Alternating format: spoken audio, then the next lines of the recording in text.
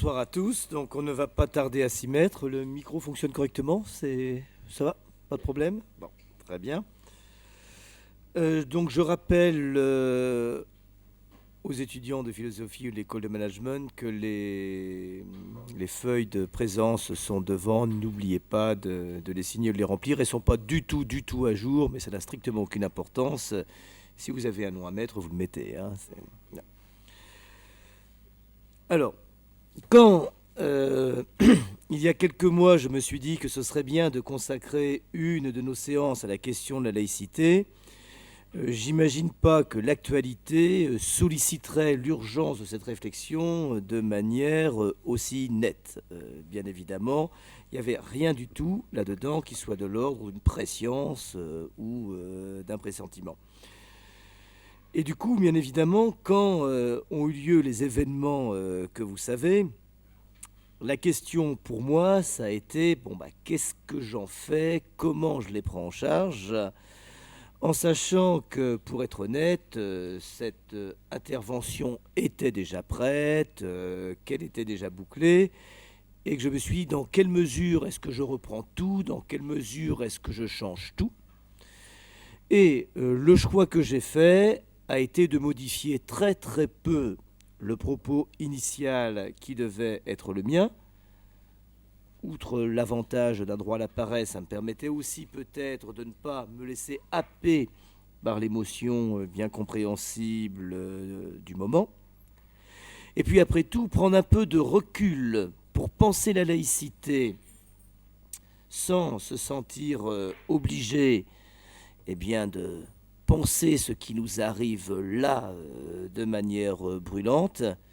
C'était une manière aussi d'essayer d'y voir clair, une manière d'essayer de penser ce concept pour lui-même, indépendamment de ce contexte.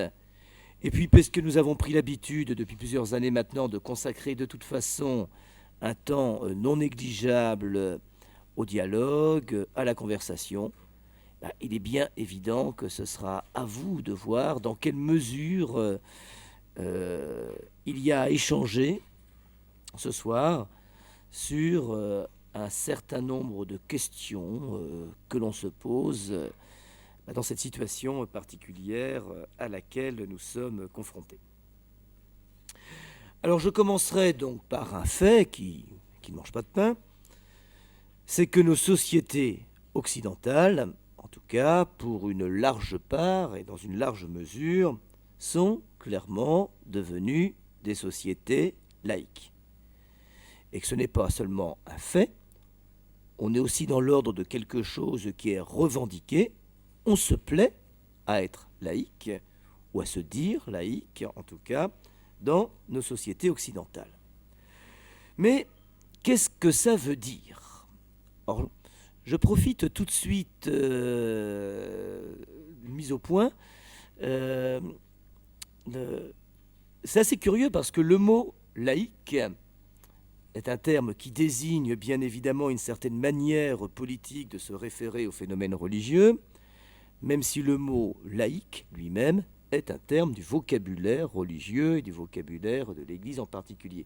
C'est vrai que c'est un tout petit point de vocabulaire, il ne faut pas confondre, c'est absolument capital, le mot laïque et son sens théologique, c'est-à-dire en gros un chrétien qui n'appartient pas, qui n'est pas un membre ordonné de l'Église, qui n'est pas prêtre, par exemple, et l'adjectif laïque qui est correctement écrit, me semble-t-il, derrière moi, L-A-I-Q-U-E, qui bien sûr a la même origine, qui vient de là, mais qui désigne tout autre chose.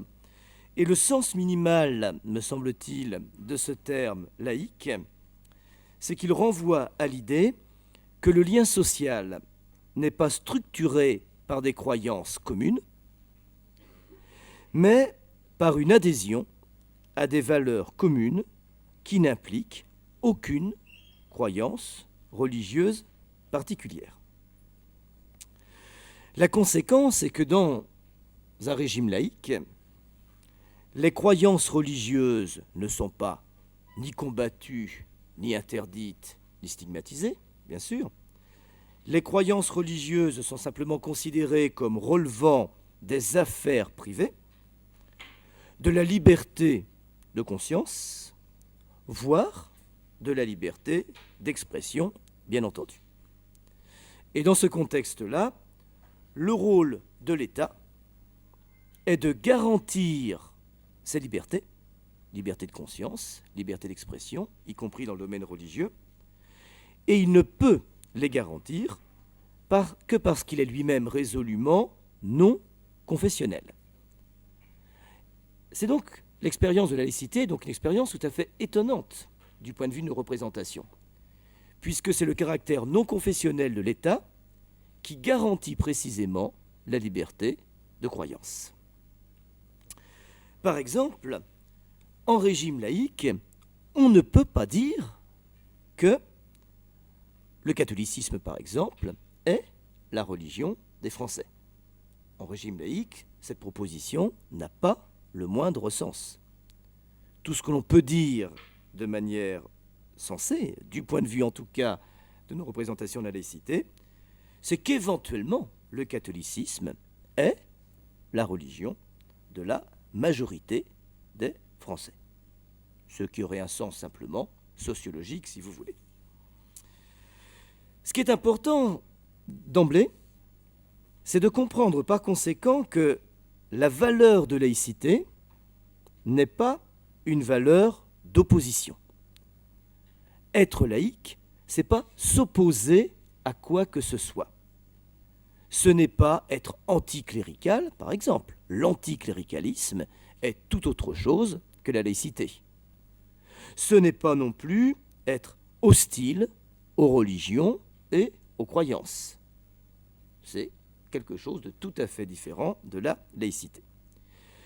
Et donc je crois qu'il est important de reconnaître dans la laïcité non seulement une valeur qui mérite bien évidemment d'être défendue, surtout dans le contexte qui est le nôtre, mais une valeur positive, non pas une valeur d'opposition, mais une valeur positive, c'est-à-dire une valeur qui rend possible le vivre ensemble d'individus, de personnes dont les croyances ne sont pas les mêmes. Autrement dit, l'idéal laïque, ou la représentation laïque que l'État se fait de lui-même, protège ceux-là même qui croient. Autrement dit, ceux qui ont le plus intérêt, me semble-t-il, à ce que l'État soit laïque, à ce que la République soit laïque, ce sont les croyants eux-mêmes. À moins, bien évidemment, qu'ils aspirent de manière plus ou moins nette au monopole de la croyance légitime, pour plagier une formule de Max Weber. Le tableau que je viens de vous dépeindre ici, cette façon de concevoir la laïcité, est tout à fait classique, normative, c'est celle qui est défendue, par exemple, comme quelqu'un comme Henri Pénard-Ruiz. Elle n'a donc rien d'original. Le problème, c'est qu'elle est peut-être un tout petit peu idyllique et que dans la réalité, il n'est pas absolument évident que les choses soient si simples. On a là, si vous voulez, le tableau tout à fait sympathique d'une liberté religieuse, à la fois garantie par l'État et installée dans ses limites propres, c'est-à-dire celles de la sphère privée. Si je n'avais qu'à vous décrire ce que c'est que la laïcité, ou à vous présenter ce qu'elle est et la façon dont elle se comprend, je serais historien, je serais sociologue, et après tout, je n'aurais pas grand-chose à faire parmi vous, ici, ce soir. Je le rappelle régulièrement à tous les étudiants qui me sont confiés, la philosophie ne peut commencer que là où il y a un problème. S'il n'y a pas de problème, il n'y a rien à penser, il n'y a qu'à exposer ce que l'on sait, et ce n'est pas la tâche du philosophe. Et donc, bien évidemment, c'est bien en tant que philosophe et non pas en tant qu'historien des institutions que je suis là parmi vous ce soir. Et donc il s'agit bien pour moi de voir quels problèmes persistent ou subsistent derrière ce tableau idyllique que nous dépeint très largement quelqu'un, un véritable expert de la laïcité, comme Henri Pénard-Ruiz par exemple. Quelques problèmes que je voudrais indiquer rapidement et que je vais tenter d'affronter aujourd'hui. Le premier, bien évidemment, en régime laïque, on attend que les écoles, les entreprises, les établissements publics, on verra que l'expression est assez ambiguë, se plient à ce principe de laïcité et que du coup, la neutralité religieuse de ces espaces publics affecte aussi les employés ou les élèves, par exemple. Mais ça veut dire alors que subrepticement, l'idée de laïcité passe d'un concept de la philosophie politique à un concept de la philosophie sociale. Ce n'est plus seulement le citoyen qui doit être laïque en tant que citoyen, en tant que membre de la République, c'est aussi la personne privée, puisque c'est en tant que personne privée que je travaille ou que je vais à l'école, par exemple. Autrement dit, nous nous sommes accoutumés, je parle pour la situation qui est la nôtre en France, depuis maintenant d'assez nombreuses années, à une extension de l'idée de laïcité, de la sphère publique politique, je préciserai ces notions tout à l'heure, à la sphère sociale, mais cette extension ne va pas de soi, ou demande en tout cas à être interrogée, pour peu qu'on puisse espérer la comprendre un tant soit peu. Deuxième problème que j'affronterai, c'est que le modèle républicain, qui est le nôtre, n'est lui-même pas aussi clair que semblent parfois le penser les théoriciens les plus savants de la laïcité. Autrement dit, ce système républicain est parfois associé à des systèmes de représentation qui sont parfois, ça arrive, moins laïques que polémiques. Il faut admettre, me semble-t-il, on peut admettre en tout cas, que les religions, dans l'espace républicain, eh bien, sont parfois considérées comme des survivances archaïques, des anachronismes, qu'on peut tolérer par esprit d'ouverture ou de générosité, mais au fond, tout en se disant que quand même, il y a là quelque chose d'un tout petit peu hors jeu par rapport à ce que devrait être le paysage idéal. Ce que je veux dire par là, c'est que l'idée selon laquelle l'État républicain garantit la liberté religieuse, idée ô combien appréciable, vient buter parfois sur le fait très simple qui consiste à traiter, implicitement ou explicitement, les croyances des uns ou des autres comme des survivances, encore une fois, un petit peu archaïques. Je prends un exemple tout bête et qui ne relève absolument pas pour moi d'un souci de polémiste. Mais j'étais surpris l'année dernière que les opposants catholiques ou chrétiens en particulier au mariage pour tous soient systématiquement considérés comme des ringards anti-républicains, comme des fascistes en l'Oden, c'est pas moi qui invente l'expression, dont la voix était par conséquent, a priori, disqualifiée. Comme si, au fond, ils n'étaient pas pleinement républicains, ou comme s'ils exprimaient quelque chose qui, a priori, ne pouvait pas, tel quel, s'insérer dans l'espace républicain de dialogue. Le risque, c'est donc parfois celui d'une liberté d'expression très formelle et d'une conception de la laïcité qui, parfois, je ne crois pas du tout que ce soit la norme, je ne crois pas du tout que ce soit quelque chose qui doive nous heurter, mais une conception de la laïcité qui est parfois un peu fermée, un peu réductrice, un peu grevée peut-être par certains préjugés. Troisième difficulté, et celle-ci je m'amuse avec elle en terre d'Alsace, nous sommes en terre concordataire. Ça n'a échappé à personne. Et je me posais une question toute bête quand même. Le concordat, est-ce que c'est une sorte de verrue scandaleuse en terre républicaine? Je connais des politiques ou des administrateurs de haut rang qui en sont convaincus, hein, je vous promets. Et c'est défendable après tout comme position, pourquoi pas, hein, on peut en discuter bien sûr. Hein. Bref, est-ce que c'est une sorte de pacte anti-républicain, je n'invente pas l'expression, ou est-ce que c'est une façon originale et singulière de vivre la laïcité? C'est une question qu'on pourra peut-être se poser ensemble. N'ayez pas peur de descendre, il y a des places partout. Hein, Quatrième difficulté, et c'est la dernière que je voudrais exposer devant vous, pour penser la laïcité, on est habitué à utiliser des termes tels que espace public, espace privé, comme s'ils étaient parfaitement clairs, comme si on pouvait entendre facilement ce que cela veut dire que d'être dans l'espace privé ou dans l'espace public. Et ces deux notions, d'ailleurs, constituent, me semble-t-il, les fondements conceptuels de toute doctrine de la laïcité. On est laïque quand on rend à l'espace public ce qui appartient à l'espace public, et quand on rend à l'espace privé ce qui appartient à l'espace privé. Et je vous montrerai assez vite que si les termes ont l'air de désigner des choses très très claires, quand on y regarde de près, c'est loin d'être aussi clair que cela.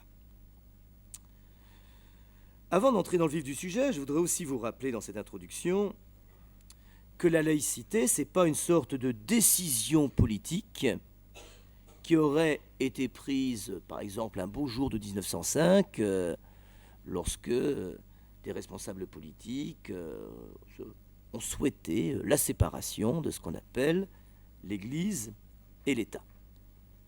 On n'était pas non laïque avant 1905 et laïque depuis 1905. En réalité, bien évidemment, la laïcité a une histoire longue, séculaire. Elle s'inscrit dans cette histoire. Et c'est par cette histoire que je voudrais commencer, en considérant, ça m'arrive assez souvent, que le recul historique permet à la fois parfois de dédramatiser et de voir d'où nous venons et à partir de quoi nous pensons ce que nous pensons. Donc, je vais me transformer pendant cette première partie en pseudo-professeur d'histoire. Je dis bien pseudo-professeur d'histoire. Bon. Puis, je m'interrogerai sur justement ce couple conceptuel espace public, espace privé, avant de me demander dans quelle mesure, puisqu'on est à l'école de management de Strasbourg, une entreprise doit être laïque, si elle peut l'être, et dans l'hypothèse où elle devrait l'être, comment elle ferait pour l'être. Je prendrai quelques risques, puisque méthodologiquement, c'est d'habitude ce que je refuse de faire pendant ces conférences, considérant qu'on peut discuter ensemble ensuite de la façon dont on peut appliquer ce que je vous propose au monde de l'entreprise. Mais là, après tout, ça m'a semblé un terrain d'expérimentation assez intéressant. Donc commençons, comme je vous l'ai proposé, par un peu d'histoire. La France, disons de l'Ancien Régime, pour faire vite, était telle qu'elle était catholique. C'est-à-dire que le catholicisme était bien la religion des Français. Dire ça au XIIIe siècle, au XIVe siècle, au XVe siècle, ça ne pose strictement aucun problème. Il ne s'agissait pas, bien évidemment, de tout confondre. Ce qui permettait comme on dit, de rendre à César ce qui est à César et à Dieu ce qui est à Dieu, c'était la distinction qui était classique, opératoire, entre le pouvoir temporel et le pouvoir spirituel. Le pouvoir du roi est celui des évêques qui, théoriquement, n'avaient pas de raison d'être confondus. Bien évidemment, en réalité, ils pouvaient d'autant plus être confondus que le pouvoir temporel n'était pas exclusivement le pouvoir du roi, le pouvoir royal, et que le pouvoir spirituel n'était pas exclusivement le pouvoir des évêques. Bien évidemment que les clercs aspiraient bien souvent, on n'est que des hommes, ou ils ne sont que des hommes, à leur part de pouvoir temporel, et bien évidemment, encore plus évidemment parce que là c'était institué, le pouvoir du roi était aussi un pouvoir spirituel, sacré à Reims par un évêque. Il était bien évidemment aussi l'un des gardiens de la foi chrétienne. Donc, on voit déjà que du point de vue théorique, on a une sorte de séparation avant la lettre entre pouvoir spirituel et pouvoir temporel, et donc entre l'Église et ce qu'on ne peut pas encore tout à fait appeler l'État, mais en tout cas le royaume, ou entre deux royaumes, celui de Dieu et celui du roi. Dans les faits déjà, les choses ne sont pas si simples. Il n'est pas si simple que cela de dissocier de manière nette un pouvoir temporel qui gère l'ici-bas et un pouvoir spirituel qui administrerait nos âmes. Cet état de choses aurait pu durer après tout bien longtemps. Il a été théorisé, de nombreux textes, de nombreux manuels. Bon. Mais ce qui va entraîner une première mutation tout à fait capitale au XVIe siècle, c'est l'avènement, bien évidemment, du protestantisme. Là, ça change tout, ou ça commence en tout cas à changer beaucoup de choses, parce que on n'a pas simplement affaire à un schisme religieux, interne, si vous voulez, aux chrétiens et qui ne regarderait que, on a aussitôt affaire aussi à un véritable schisme politique. Il y a le parti protestant, il y a le parti catholique, ou le parti des protestants et le parti des catholiques. Il y a des États catholiques et des États protestants, ou à l'intérieur du royaume de France, des régions catholiques et des régions protestantes, et à l'intérieur de la terre d'Alsace, des villages protestants, et 3 kilomètres plus loin, parfois, des villages catholiques, puis des villages protestants, puis des villages catholiques, etc. Bref, l'enjeu a presque immédiatement été aussi un enjeu politique, à la fois national et international. Et d'ailleurs, encore une fois, je suis très prudent dans ce que je dis là, parce que je ne suis pas historien, même si ces questions m'intéressent. Je ne pense pas dire une énormité en disant que ce qu'il est convenu d'appeler des guerres de religion étaient d'abord et avant tout des guerres politiques avec des enjeux de pouvoir. Il s'agissait bien de savoir qui allait obtenir le pouvoir. Il s'agissait bien du pouvoir politique. Donc bien évidemment, les choses deviennent complexes, guerre de religion, massacre de la Saint-Barthélemy, tout un cortège d'horreurs dont vous avez entendu parler bien évidemment à l'école.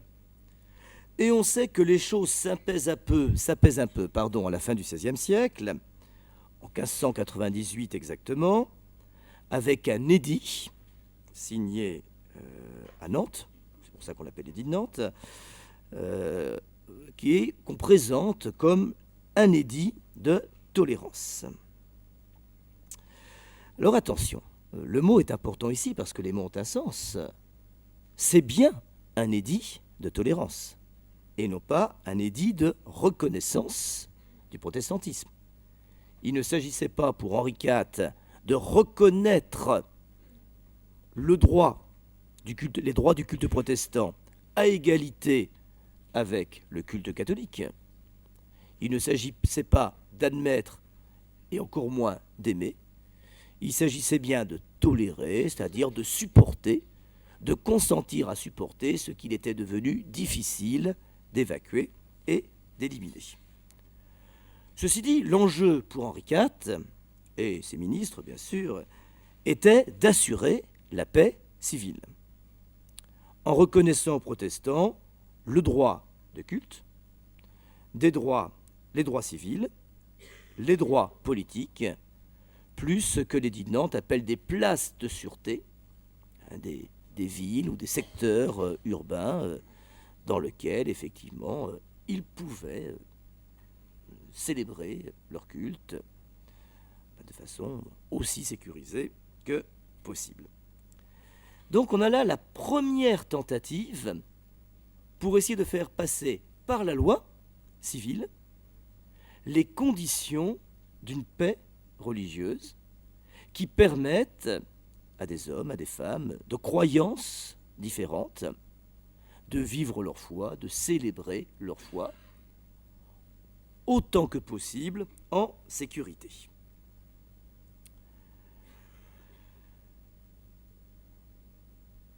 En 1685, poursuivons un petit peu ce parcours historique, il se passe quelque chose d'un peu étonnant.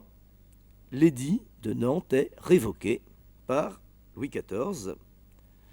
L'édit qui révoque l'édit de Nantes, c'est ce qu'on appelle l'édit de Fontainebleau. Louis XIV, qui se présentait lui-même comme le roi très catholique, a des mots assez durs, semble-t-il. Il veut extirper l'hérésie, c'est-à-dire que le protestantisme est bien considéré par lui, en tout cas, comme une hérésie. C'est marrant parce que là, on n'est plus dans un terme politique, comme le terme édit, on est bien dans un terme religieux, comme si le pouvoir politique s'arrogeait le droit de dire ce qui est de l'ordre de l'orthodoxie catholique et de ce qui est de l'ordre de l'hérésie, littéralement l'opinion divergente, aereses, c'est-à-dire ici le protestantisme. Et donc, c'est reparti pour une situation complexe, douloureuse, confuse, de rivalité, de tension, qui culmine, semble-t-il, en 1762, dans cette célèbre affaire, dont là aussi vous avez tous entendu parler, qui s'appelle l'affaire Calas, autour de laquelle Voltaire s'est engagé et a écrit. Je ne sais pas s'il faut vous raconter l'affaire Calas, une famille protestante, un fils assassiné, mort en tout cas, le père suspecté d'avoir tué son propre fils qui aurait voulu se convertir au catholicisme, et puis pas seulement suspecté, si j'ai bonne mémoire, exécuté, roué. Roué, c'est pas sympathique comme supplice, hein, c'est soumis au supplice de la roue, écartelé, quoi. En gros, hein, c'est bon. Et dans un procès qui a semblé à Voltaire et à quelques autres sans doute, pour le moins expéditif. Et donc Voltaire, après la mort de Calas, se battra pour le réhabiliter, œuvrant à sa manière aussi à l'appel d'une tolérance, d'une acceptation, bien évidemment, de l'autre, de sa foi, de ses croyances, incompatibles avec la façon de traiter aussi rapidement, en tout cas, des individus, peut-être en raison de leurs croyances. Le XVIIIe siècle est traditionnellement appelé le siècle des Lumières. On est censé y voir plus clair, c'est-à-dire que, au fond, l'idée même de laïcité, le mot n'existe absolument pas encore au XVIIIe siècle, hein, mais si le mot n'existe pas, la chose commence à faire son chemin, l'idée commence à faire son chemin de manière nette. Quelle idée ? L'idée que l'État en tant que tel, quelle que soit la religion du souverain, n'est pas confessionnel, et qu'il faut distinguer la religion du chef d'État, Frédéric II en Prusse par exemple, et la religion de l'État lui-même, et l'idée que l'État ne saurait avoir de religion commence à faire son chemin, non seulement chez Voltaire, Diderot, mais aussi, et de manière très nette d'ailleurs, chez Emmanuel Kant.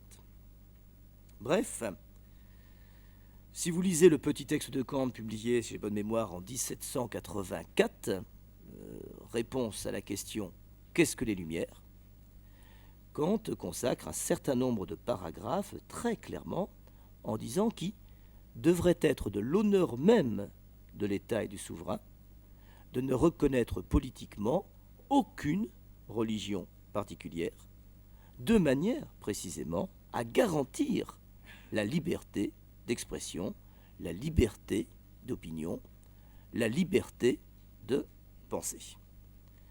Et Kant va très loin parce que s'adressant à Frédéric II, c'est pour ça que je vous parlais de lui, le roi des Prussiens, j'ai pas la citation en tête exacte, mais il va jusqu'à dire ceci: il ne suffit pas de tolérer qu'il existe sur le territoire national des religions qui ne sont pas celles du roi. Et il s'adresse à Frédéric II en disant quelque chose comme ceci, alors la citation n'est pas exacte, hein, c'est mais un souverain véritablement digne de ce nom devrait même s'interdire, dans sa façon de traiter les différences religieuses, d'user du terme de tolérance. Il ne s'agit pas de tolérer une minorité, il ne s'agit pas de tolérer ceux qui n'ont pas la même religion que le souverain, il s'agit bien d'admettre politiquement le droit irrécusable de chacun à avoir, à célébrer les croyances qui sont les siennes, sans que l'État ne s'en mêle, et sans même qu'il soit question de tolérance. Il ne s'agit pas de tolérer la religion de l'autre, il s'agit déjà, avec Kant, de reconnaître son droit absolu à exister. Continuons ce parcours historique. En 1801, c'est le Concordat napoléonien. Alors, bien sûr, il concerne le nôtre, mais ce n'est pas encore le nôtre. Un Concordat napoléonien, on est encore dans un contexte compliqué du point de vue politico-religieux. La Révolution française a divisé le clergé entre jureurs et assermentés. Des biens d'église ont été confisqués par l'État révolutionnaire. Des congrégations religieuses ont été chassées de France. Bref, la Révolution n'a pas été tendre pour les religions de manière générale et peut-être bien pour les catholiques en particulier. Napoléon a conscience que la situation est tendue, délicate, difficile. Il a lui-même des relations assez tendues avec Pie VII, le pape. Ça ne vaut pas avec sa prostate. Hein, et donc, du coup, conseillé par Talleyrand, si j'ai bonne mémoire, il se dit qu'un concordat, après tout, c'est-à-dire un accord passé avec le Saint-Siège, serait sans doute une bonne chose pour assurer, là encore, la paix civile. Le but est le même que pour celui lors de l'édit de Nantes. Le concordat concernera d'abord le protestantisme, enfin les protestants et les catholiques, et sera étendu aux Israélites en 1808. Les termes de ce concordat, vous le connaissez, puisque ce qu'il en reste est en gros ce qu'il nous en reste en terre d'Alsace.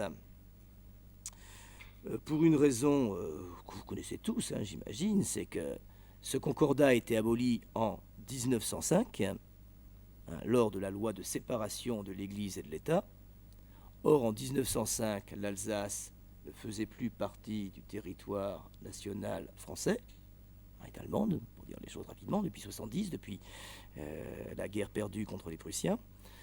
Et donc, quand l'Alsace a réintégré le giron national, après la Première Guerre mondiale, en 1918, eh bien, elle avait un statut particulier, le statut concordataire napoléonien, hein, que les Alsaciens, semble-t-il, ont souhaité conserver et qui leur a été reconnu, je crois d'ailleurs, de plein droit en 1919, mais là j'ai un petit trou de mémoire, je ne suis plus tout à fait sûr de cette date. Mais avant d'en venir à cette séparation de l'Église et de l'État, il y a tout le 19e siècle quand même qui est de nouveau un siècle assez tendu. Mais cette fois, le conflit État-Église, ou politique-religion, pour la première fois dans l'histoire de notre pays, n'est plus essentiellement un conflit politique, mais un conflit social, au sens large, un conflit qui met en cause des représentations de ce que devrait être la société, les intérêts particuliers des uns et des autres. Il y a des laïcards, il y a bien évidemment des choses tout à fait étonnantes, parfois violentes, mais ce conflit a lieu sur le terrain de l'opinion, du débat, de la discussion, aussi dur soit-il. Il met aux prises des organes de presse, il met aux prises des individus dans les assemblées. Il y a des curés et des évêques à l'Assemblée nationale, il y en aura d'ailleurs jusqu'à l'abbé Pierre. Donc au fond, c'est dans le cadre du débat républicain que ce conflit a lieu, et non pas dans le cadre de la persécution d'une minorité par une majorité ou d'un groupement religieux par des institutions politiques. Donc on ne peut pas faire comme si les grands conflits du XIXe siècle étaient de même nature que les grands conflits du XVIe ou de la période révolutionnaire ou de la période classique à l'époque de Louis XIV. On n'est pas dans le cadre de persécution. On est dans le cadre d'un débat parfois violent, passionné, intéressé, mais on est bien dans le cadre d'un débat républicain. Et donc, comment se termine, enfin c'est sans doute jamais tout à fait terminé, et tant mieux, mais ce débat en tout cas se termine d'une certaine manière par la loi 1905 que je viens d'évoquer, séparation de l'Église et de l'État, loi fondamentale de la République, puisqu'il s'agit clairement de distinguer les rôles. L'État en tant que tel est laïque, il n'a aucune confession particulière, mais l'État laïque garantit dans le cadre général de la liberté d'expression la liberté de culte et la liberté de croyance, selon les modalités que j'évoquais tout à l'heure au début de mon introduction. Cette histoire n'est pas tout à fait terminée. Son dernier acte s'est joué il y a 10 ans, en 2004, et le prochain va sans doute pas tarder. C'est ce qu'on a appelé la loi sur la laïcité, qui a fait couler beaucoup d'encre, qui a été l'occasion de grands débats, parfois plus ou moins intéressants, et qui aboutit, vous le savez, à ce texte sur les signes distinctifs à l'école en particulier. Bon, vous avez tous entendu parler de cela. Donc le bilan, si vous voulez, de ce parcours historique vraiment parcouru au galop, c'est que l'histoire de la laïcité n'est pas l'histoire d'un événement soudain qui marquerait une rupture forte dans notre représentation de la République ou des rapports entre politique et religion. C'est l'histoire d'une évolution lente de l'unité religieuse, de la tolérance, du pluralisme, de la séparation des rôles, mais qui aboutit aussi à l'idée d'une discrétion utile des religions, peut-être, dans l'espace public. L'idée générale, c'est donc que la République n'est républicaine qu'en tant qu'elle se situe au-dessus des affaires et des croyances privées, dont font partie, justement, les croyances religieuses. Ce qui veut dire, et là les choses semblent claires, et on va voir qu'elles ne sont pas tant que ça, que l'espace public est bien en tant que tel, par opposition à l'espace privé, compris comme un espace laïque. L'espace public est laïque, l'espace privé peut être confessionnel. J'arrive au deuxième temps de ma réflexion. Pour aborder ce problème, c'est que la notion d'espace public n'est pas une notion si claire que cela. Bien sûr, l'idée d'une distinction entre espace public et espace privé est politiquement une distinction essentielle. Si on ne reconnaît pas cette distinction, on pose soit que tout est privé, dans ce cas-là il n'y a pas d'État, c'est au sens littéral l'anarchie, c'est pas forcément le bordel, mais il n'y a pas d'État. Et si on reconnaît que tout est public, c'est le totalitarisme, c'est-à-dire au fond, il n'y a pas d'espace privé. L'espace privé, ou ce qu'on appellerait comme cela, n'est qu'une extension particulière de l'espace public qui doit être reconnu comme susceptible de jeter un coup d'œil partout où cela lui chante. Donc ça veut dire qu'il n'y a pas d'institution politique pensable, de régime commun du vivre ensemble politiquement organisé, sans ces distinctions absolument essentielles entre l'espace privé, dans lequel j'existe en tant que personne privée, qui poursuit des intérêts privés, et l'espace public, dans lequel j'existe en tant que citoyen, membre d'une institution politique, membre, disait Rousseau, d'un corps politique, c'est-à-dire qui se définit comme citoyen par rapport à la chose commune à tous, la République, la res publica elle-même.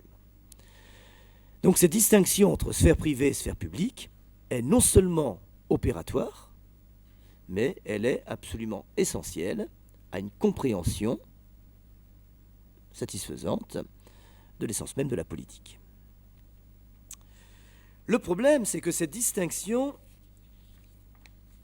a un sens politique et un sens que je qualifierais de sociologique, et que, ça c'est pas grave, que sociologues et politiques ne soient pas tout à fait d'accord sur ce qu'ils appellent espace public et espace privé. Mais le problème, c'est que ce désaccord, me semble-t-il, a rarement été affronté de manière nette et claire pour mettre de l'ordre dans nos représentations.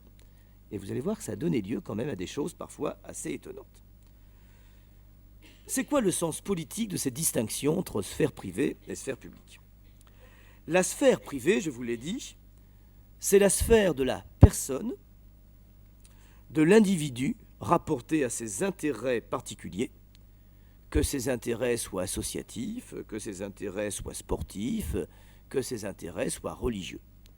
Quand je vais jouer au football le dimanche, je n'y vais pas en tant que citoyen, j'y vais en tant que personne privée. Le terrain de football est donc bien un espace privé, puisque j'y déploie mon peu de talent, enfin, ça fait des années que c'est plus fait de toute façon, en tant que personne privée. C'est en mon nom propre et au nom de mes intérêts particuliers que je joue au football, que je milite dans telle association ou que je me rends à l'église, à la synagogue ou à la mosquée.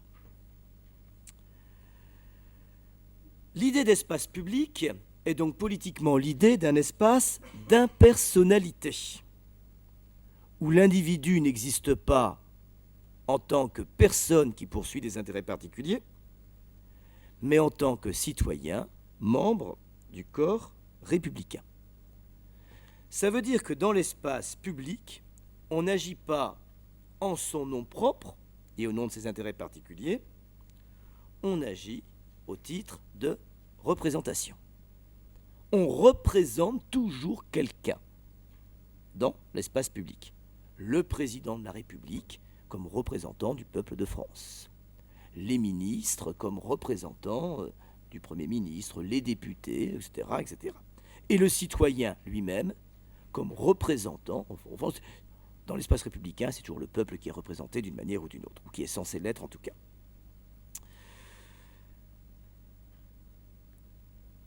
Alors c'est important parce que L'un des exemples de brouillage possible, c'est une parenthèse que j'ouvre très rapidement, mais c'est une tendance relativement récente dans l'histoire de notre pays, des politiques à s'exprimer en leur nom propre. Moi, je veux que. Ça vous semblera rien du tout, moi ça m'exaspère profondément. Quand on est un représentant de l'État, on ne dit pas ce que l'on veut, on dit ce que l'on a mandat de dire, et on fait ce que l'on a mandat de faire. Et je suis assez curieux, voilà un des signes possibles, de cette irruption de l'espace privé dans l'espace public, sous la forme d'un « je » qui me semble parfois bien curieux, surtout quand il prend la forme d'un « je veux », qui est devenu, or c'est pas un simple lapsus, il est devenu la norme dans le mode d'expression de nos politiques. J'entendais Ségolène Royal hier en user très très très largement, chez elle ne peut pas s'en empêcher, mais enfin c'est pas la seule, loin de là. Bon. La sphère privée, bien évidemment, peut intégrer des associations religieuses. À ce titre-là, une association religieuse fait partie de la sphère privée, au même titre qu'un club de football, qu'une association caritative, qu'un club de pétanque ou de macramé. Bon. La sphère publique, bien évidemment, ne fonctionnant que sur le mode de la représentation et n'intégrant pas les individus en tant que personnes, mais en tant que représentants, est, bien évidemment, pour cette raison, censée être laïque. La conséquence, pour être clair, c'est qu'un ministre, bien évidemment, peut être chrétien, juif, musulman, bouddhiste ou athée ou tout ce que vous voulez, bien sûr, ça pose strictement aucun problème. Mais attention, il est chrétien en tant que personne privée, il est laïque en tant que représentant de l'État. Et il est capital de ne pas confondre l'un et l'autre. Quand un ministre va à un enterrement à Notre-Dame de Paris, il y va normalement en tant que ministre de la République, en tant que détaché, ce qui veut dire d'ailleurs qu'il peut très bien ne pas être chrétien du tout, s'il est dans l'exercice des fonctions républicaines liées au ministère qui est le sien, enfin au statut politique qui est le sien. Donc, ça ne pose pas de problème particulier. Passage, hein. Je sais que certains ministres considèrent déjà comme une entorse à la laïcité de se présenter dans une église. Je crois que c'est l'ancien maire de Lille qui refusait d'entrer Notre-Dame de Paris, qui attendait dehors aux enterrements, ce que je tout à fait à son honneur, hein, pourquoi pas. Hein. Pourtant, bon, c'est une manière possible, bien évidemment, d'exprimer sa façon de se tenir au dehors. C'est pas une façon nécessaire. Un ministre de la République qui se rend au temple, à la synagogue, à la mosquée ou à l'église, n'y va pas en qualité de personne privée. Il n'a même pas besoin pour ça. Il peut être parfaitement athée, que ça ne poserait pas de problème du point de vue d'une compréhension républicaine de ce qu'est la laïcité. Mais attention, ce qui est curieux, c'est que cette idée, du coup, a été, enfin c'est curieux, c'est un fait, a été étendue à tous ceux qui ont une fonction publique. Pas seulement aux représentants de l'État, mais on a considéré en France que tous ceux qui ont une fonction publique étaient soumis à l'exigence de neutralité laïque, le professeur dans un lycée, le fonctionnaire des postes, tout ce que vous voulez, peu importe. Voilà. Ce qui d'une certaine manière se comprend d'ailleurs. Il ne s'agit pas pour moi de dire que c'est inadmissible, il s'agit de dire que ce n'était pas absolument indispensable.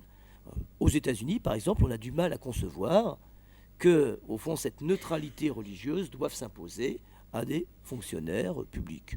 Ça ne leur semble pas absolument aller de soi.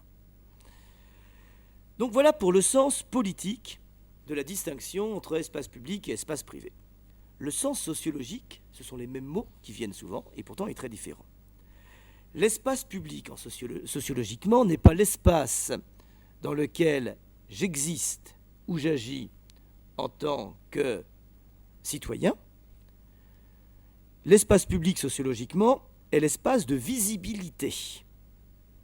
Un espace où, quoi que je fasse, je peux y être vu. Alors c'est important parce que la rue, en termes sociologiques, est un espace public. Puisque si je fais quelque chose dans la rue, on risque de m'y voir. Politiquement, du point de vue de la philosophie politique, la rue est un espace privé, puisque lorsque je marche dans la rue, en général, je n'y marche pas en tant que citoyen, mais en tant que personne privée qui m'y déplace pour poursuivre des intérêts particuliers, aller faire mes courses ou jouer au football par exemple. Donc il y a déjà une véritable ambiguïté. Vous comprenez, ça pose des questions très précises, très intéressantes d'ailleurs. Hein. Une procession religieuse dans la rue, transgression du principe de laïcité ou pas transgression du principe de laïcité? Ces distinctions qui vous semblent peut-être un petit peu fines ont des enjeux absolument majeurs du point de vue de la compréhension des limites que l'on donne à l'idée de laïcité. Un théâtre. Il y a quelques semaines, une dame voilée dans un théâtre parisien a été sommée de quitter le théâtre justement parce qu'elle était voilée. Le théâtre est un espace public au sens sociologique, puisqu'il y a du monde. Mais ce théâtre était un théâtre privé, juridiquement. Il est donc un espace privé au sens politique. C'est pas simple. Alors, légitime ou pas légitime, cette exclusion? C'est pas simple. Je n'ai pas de réponse, hein. Mais c'est pas simple. Quand j'entends dire, mais c'est normal, on n'a pas à aller voiler au théâtre, je suis embêté parce que ça me semble pas si net que ça du tout. Bon. L'espace privé devient donc au niveau sociologique ce que j'appellerais un espace de réserve de soi. En gros, volet clos. Voilà. Ce que je fais chez moi, à l'abri des regards, ça ne regarde que moi. Je peux y prier, ne pas y prier, ou y faire ce que je veux d'autre. Bon, ben voilà, ça ne regarde pas l'État, sauf, bien évidemment, si on est dans un régime totalitaire. Donc je reprends le problème que j'évoquais tout à l'heure. Il y a là une zone pas très claire, où la notion d'espace public, comme la notion d'espace privé, peut être entendue de manière très différente. En 2004, je m'étais beaucoup intéressé à ce qui se passait autour des projets de loi sur la laïcité, mais il m'est arrivé d'entendre des politiques prendre clairement l'exemple que je vous donnais. Au fond, la laïcité bien comprise doit interdire une procession religieuse dans la rue, puisque la rue est un espace public et que l'espace public est laïque. Mais même si on est d'accord avec cette idée, on peut, après tout, si certains d'entre vous pensent qu'une procession religieuse dans la rue, c'est déjà une transgression de l'idée républicaine, de l'idée de laïcité, on peut en discuter, je ne le crois pas, mais bon, on peut en discuter. Mais en tout cas, ce qui pose problème, c'est que si la rue est un espace public, ce n'est pas au sens politique qui permet de distinguer de façon républicaine espace public et espace privé. Et justement, les débats et les réflexions sur la laïcité au cours de ces dernières années ont souvent confondu les deux. Les ministres que j'ai entendus s'exprimer, quand ils parlent d'espace public, j'ai parfois du mal à savoir de quoi ils parlent, et souvent je suis à peu près sûr qu'eux-mêmes auraient du mal à le savoir d'ailleurs. Je prends un autre exemple, qui sera peut-être plus polémique. La loi de 2004 interdit, proscrit, les signes distinctifs à l'école.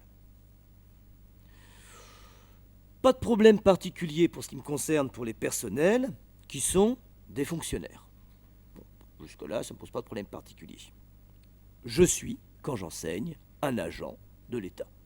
Je ne suis pas là en mon nom propre, Yann Martin qui poursuit des intérêts particuliers, quoique j'y vais parce que j'ai intérêt à gagner mon salaire et que c'est mon affaire. Voilà. Mais le schéma général n'est pas trop complexe. Mais je pose une question toute bête, les élèves. C'est pas si simple que ça. Au passage, s'ils sont mineurs, ils ne sont pas citoyens du tout, ni là, ni ailleurs. Et même quand ils sont majeurs, ils ne vont pas à l'école en tant que citoyens. Qui parmi vous va à l'école en tant que citoyen? Ils vont à l'école en tant que personnes privées, même quand ils vont à l'école publique. Je sais bien que les profs détestent qu'on dise ça, en tant qu'usagers d'un service public, On n'aime pas en général, l'éducation nationale, cette expression, hein, dont ils usent pour servir les intérêts particuliers, obtenir leur diplôme, leur baccalauréat, un travail, un job, ou tout ce que vous voulez. Et donc, on retrouve la même ambiguïté. Dans quelle mesure l'école, même républicaine, surtout elle que je pense, est-elle politiquement, du point de vue de la pensée politique, un espace public? Et en quel sens?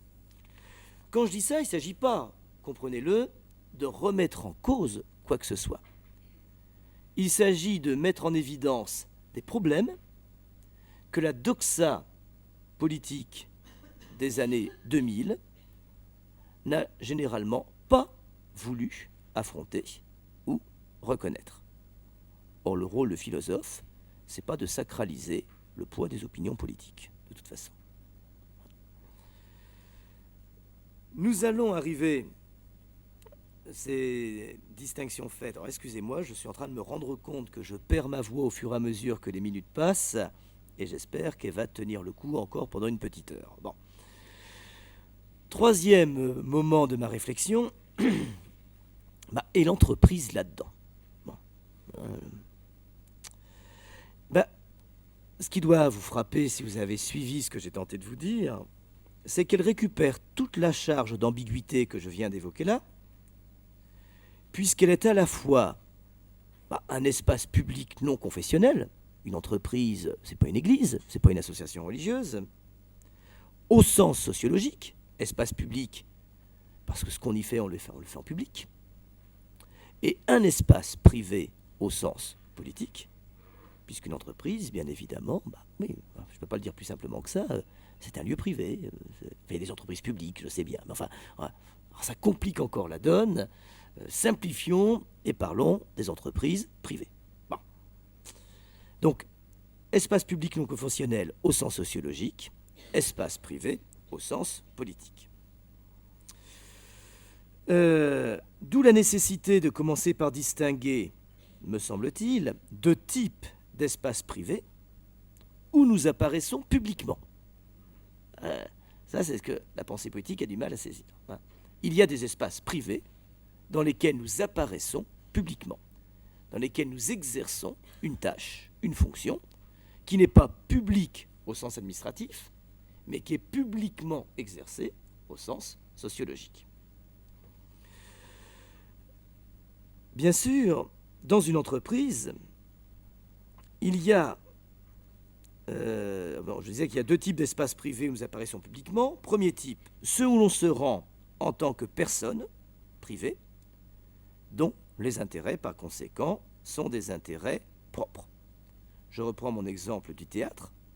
Quand je vais au théâtre, je me rends dans un espace public pour poursuivre des intérêts privés, liés à mes goûts, par exemple. Et puis, il y a des espaces privés où nous apparaissons publiquement, mais où l'on se rend en tant que personne liée à une fonction, dont les intérêts concernent des objectifs communs qui ne sont pas du tout religieux. Par exemple, un club de foot, et c'est là qu'on trouve l'exemple de l'entreprise, qui de ce point de vue-là relève de la même catégorie que le club de foot. Il y a manifestement une certaine légitimité à demander à des personnes, dans l'exercice de leurs fonctions professionnelles, ou même d'ailleurs parfois associatives, de mettre entre parenthèses, pendant qu'ils travaillent, leur appartenance religieuse. Et il y a une légitimité qui semble à peu près aller de soi. Pendant que je travaille dans mon entreprise, qu'on me demande, voilà, comme je viens de dire, de mettre entre parenthèses mes croyances, mes convictions, mes appartenances, ça semble relever du bon sens, le plus simple et le plus élémentaire. Pourtant, c'est pas si simple. Et je voudrais poser une petite question toute bête. Aussitôt après avoir écrit ça, j'ai repris mon stylo rouge et je dis, mais au fond, ça veut dire quoi, concrètement, mettre entre parenthèses? Qu'est-ce que ça veut dire? C'est facile d'utiliser l'expression. On met entre parenthèses ses croyances.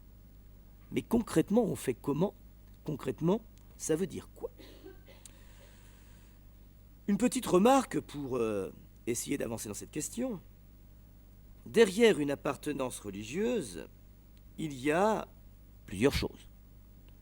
Il y a bien évidemment des croyances qui constituent un système de valeurs et qui orientent parfois une vie, des actes.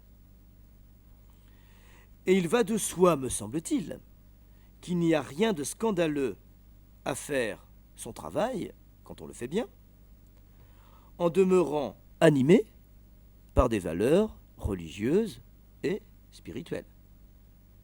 Si je suis musulman, je peux faire très bien mon travail de professeur au nom, pourquoi pas, des valeurs qui m'ont été inculquées par l'intermédiaire d'une éducation religieuse.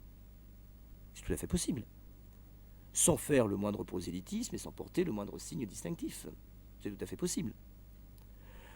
Max Weber considérait qu'il y avait une sorte de lien connaturel entre protestantisme et capitalisme. Bon, discutable, hein, mais bon. Bah, allez, en caricaturant un peu, si je suis protestant, on pourrait admettre, en interprétant bien sûr assez bêtement hein, le bouquin de Max Weber, eh bien que je fasse mon travail dans mon entreprise, animé par les valeurs religieuses et confessionnelles qui sont les miennes. Ce qui veut dire que c'est pas dans ce sens-là, après tout, je les mets entre parenthèses. Disons-le clairement, si je suis musulman, on ne me demande pas de cesser de l'être quand je me mets à travailler. Si je suis catholique, on ne me demande pas de cesser de l'être quand je me mets au travail. Donc mettre entre parenthèses, ça ne peut pas vouloir dire cela. Mais derrière une appartenance religieuse, il n'y a pas simplement des croyances et des valeurs dont nous sommes porteurs. Il y a aussi, et c'est peut-être tout le problème, des rites, et des rites plus ou moins impérieux. La prière régulière, par exemple, des croyants musulmans, ou des signes d'appartenance qu'on a du mal à cacher parce qu'on considère, à tort ou à raison, qu'ils font partie de ce que nous sommes. L'exigence républicaine voudrait qu'il n'y ait pas que ces signes n'aient pas lieu d'être dans le monde de l'entreprise, position qui a priori serait la plus simple. C'est clair, on est dans une entreprise, on n'est pas dans une association religieuse, pas de rituel religieux, pas de signes distinctifs, serait le mérite de la netteté, de la clarté et de la précision. Pas de ça chez nous. Mais là encore, c'est pas si simple. C'est oublier que l'entreprise, encore une fois, n'est pas un espace public au sens politique. Et je voudrais m'amuser à prendre quelques exemples qui vont vous montrer que c'est vraiment pas si simple. Aurait-on le droit de reprocher à un chef d'entreprise chrétien, par exemple, d'avoir installé un oratoire, alors je m'amuse à être provocateur, j'ai jamais vu ça, hein, mais c'est pas grave, je m'amuse, au sein de son entreprise. Je dis pas qu'il obligerait tout le monde à y passer ou quoi que ce soit, pas du tout, hein. Mais un oratoire dans lequel il lui arriverait de se rendre, par exemple. Aurait-on le droit de le lui reprocher? Au nom de quoi? C'est pas évident qu'on puisse lui reprocher, vous me l'accorderez, je pense. Aurait-on le droit, deuxième exemple, de reprocher à un chef d'entreprise musulman d'avoir prévu un espace pour sa prière rituelle, voire pour ceux de ses employés qui sont musulmans, étant entendu dans l'exemple que je prends qu'il n'y obligerait strictement personne. On ne voit pas très bien au nom de quoi et au nom de quelle conception de la laïcité et d'idéal républicain, qui n'a pas grand-chose à voir ici dans le domaine de l'entreprise, on pourrait le lui opposer. Mais le problème, c'est que s'il y en a parmi vous qui a ces deux questions, aurait-on le droit de reprocher à un chef d'entreprise chrétien d'avoir installé un oratoire dans son entreprise? Et aurait-on le droit de reprocher à un chef d'entreprise musulman d'avoir prévu un espace pour les prières rituelles? Si vous répondez non à ces deux questions, non, il n'y aurait rien à leur reprocher. C'est leur entreprise, ils forcent personne, ils font ce qu'ils veulent. Là, le problème, c'est qu'il faut en déduire que l'expression de sa foi à travers une pratique rituelle dans un espace privé collectif ne pose pas de problème en tant que tel, que c'est pas ça qui pose le problème. Pourquoi ça poserait le problème pour le patron et pas pour les autres? La conséquence, c'est que quand un chef d'entreprise interdit tout signe distinctif dans son entreprise ou toute pratique religieuse, quelle que soit sa forme, il ne peut pas sérieusement prétendre le faire au nom de l'idéal laïque républicain. S'il le fait, il le fait à titre personnel parce qu'il n'aime pas ça. C'est tout. Pourquoi pas? C'est juste une question de clarté.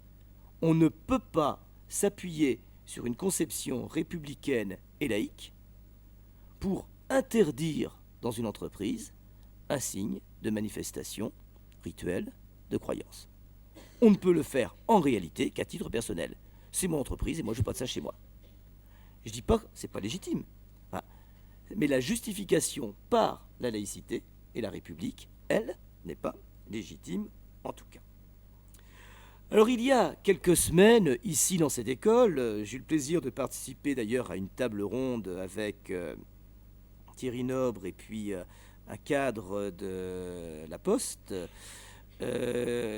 autour justement de ces questions, les religions et l'entreprise, etc. Et c'était assez intéressant parce que honnêtement c'est des questions que je ne m'étais jamais posées particulièrement et qui m'ont donné matière à réfléchir.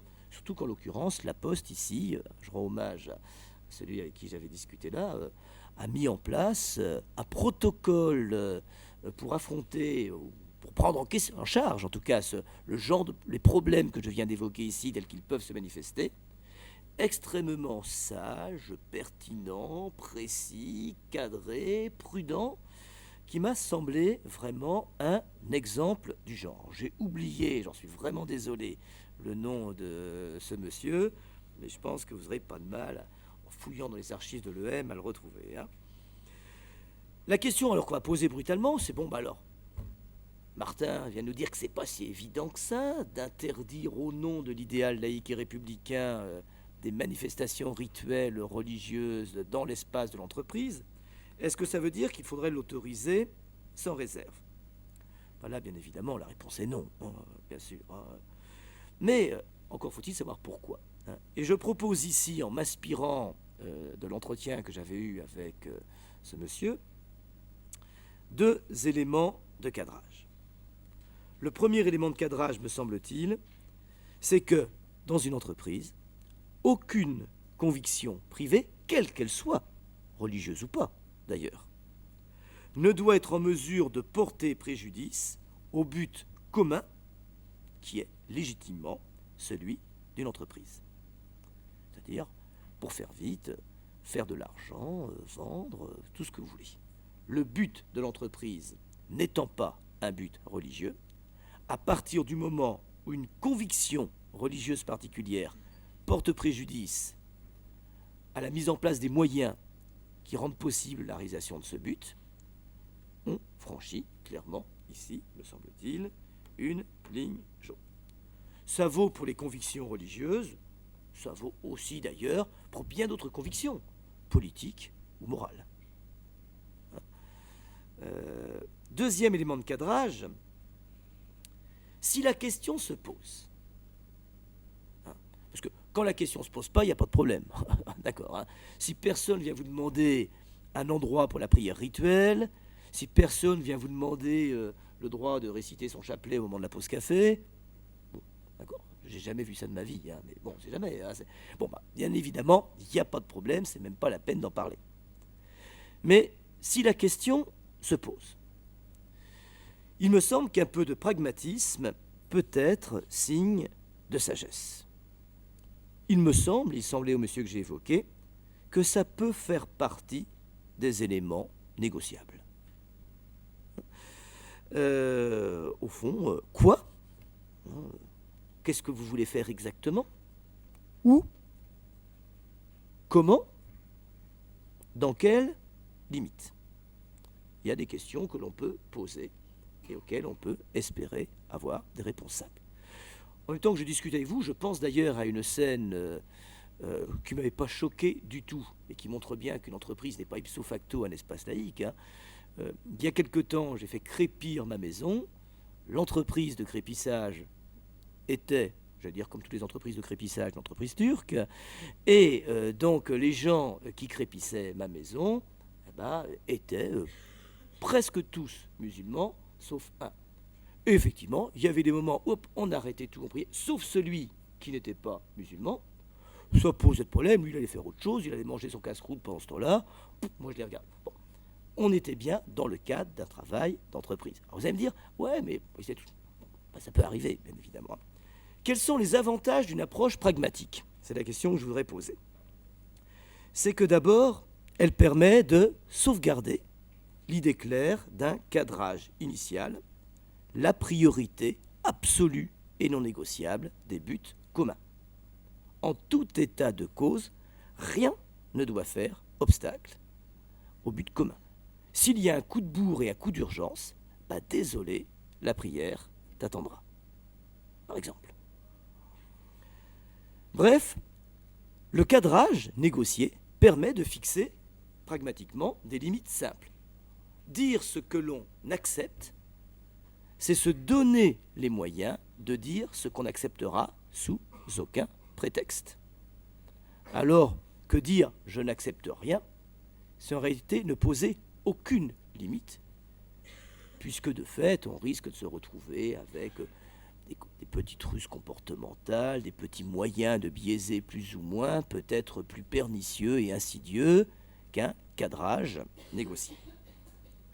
Deuxième avantage de la négociation, c'est qu'elle permet, me semble-t-il, de dédramatiser les enjeux, c'est-à-dire de se rendre compte que ce qu'on prenait pour quelque chose d'absolument inacceptable est peut-être pas si tragique que cela.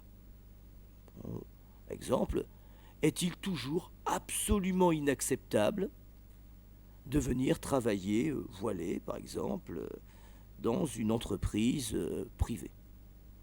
En fonction du travail, alors c'est sûr que si c'est à la caisse de la Poste, là on reçoit une clientèle, là on est en relation directe avec la clientèle, on imagine que ça peut poser pragmatiquement un certain nombre de problèmes. Mais pour quelqu'un, pour une comptable qui est dans son bureau toute la journée et qui fait très bien son travail, est-ce dramatique si elle ne veut pas montrer ses cheveux? Voilà. Parfois dédramatiser, simplement.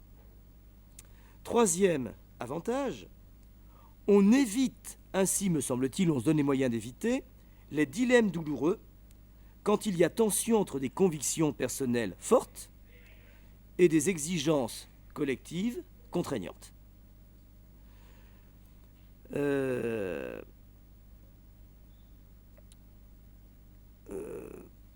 Par exemple, on peut imaginer, bien sûr, quand les convictions religieuses ne sont pas très fortes.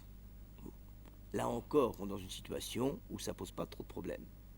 Mais quand elles sont fortes, fixées par la négociation, le cadrage, c'est rendre possible autre chose qu'une tension difficile à vivre entre ces convictions d'un côté et des impératifs d'entreprise de l'autre.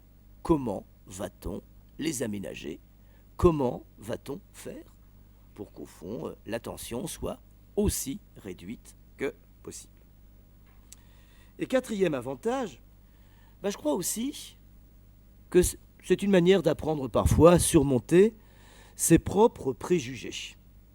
Alors, on a beaucoup de préjugés sur les autres, les croyances des autres, et généralement les préjugés sont proportionnels à notre ignorance, et quand on ignore tout à peu près de la foi de l'autre, bien évidemment, on a d'autant plus de préjugés à son égard.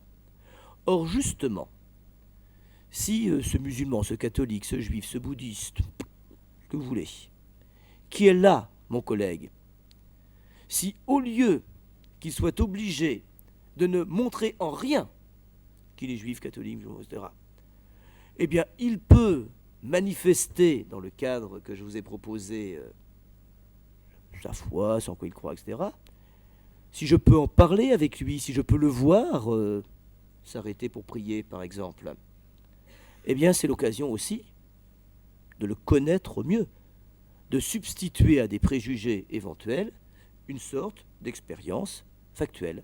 Tiens, elle est voilée, elle semble porter sa foi avec conviction, mais c'est une collègue de travail tout à fait et sympathique et efficace. Pas parce qu'elle est voilée. Mais l'un, bien évidemment, n'empêche pas l'autre. Et je crois qu'il y a une manière parfois de forcer justement l'idéal laïque, qui en rejetant toute manifestation dans la religieuse dans la sphère du non-visible, c'est-à-dire de la non-manifestation possible, risque de fabriquer précisément du préjugé. En conclusion, je voudrais vous dire que si vraiment je suis heureux de vivre dans une république laïque, si je suis très attaché à l'idéal de laïcité, vraiment très attaché, j'avoue me méfier d'un certain laïcisme qui relève d'une conception idéologique des relations entre sphère privée et sphère publique.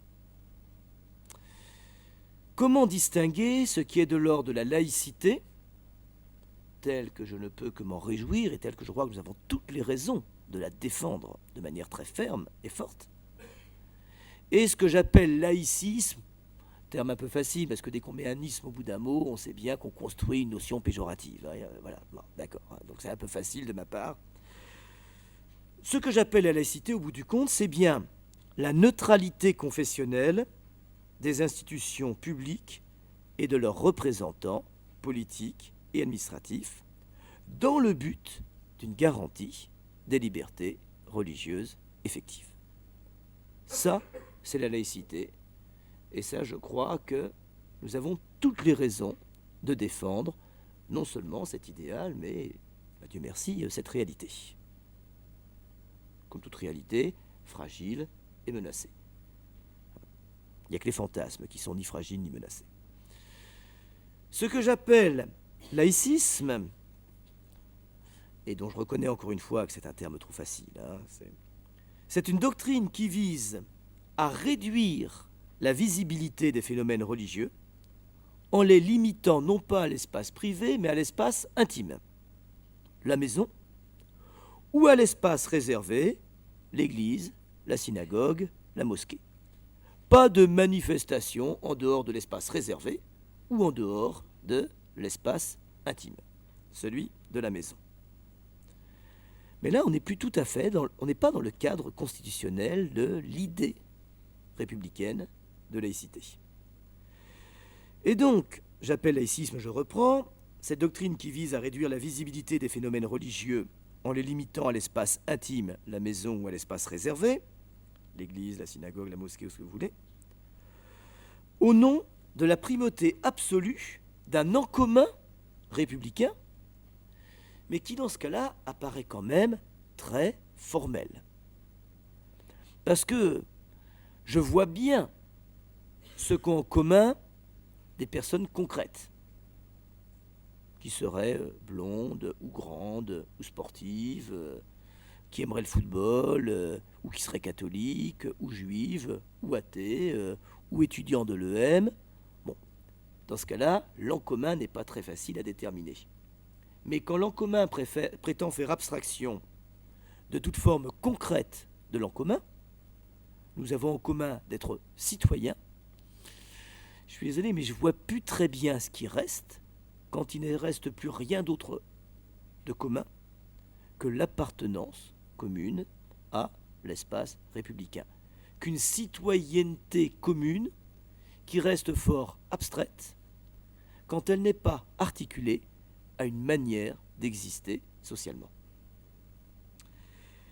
Et du coup, je reprendrai le terme que j'ai utilisé tout à l'heure, il me semble que la sagesse, dans ces histoires qui sont toujours très complexes et passionnante, me semble-t-il, parce que complexe, requiert toujours le pragmatisme. Et ce pragmatisme, je propose de le déployer selon 5 pistes. La première, reconnaître que des personnes concrètes n'ont pas seulement une fonction, et même dans une entreprise.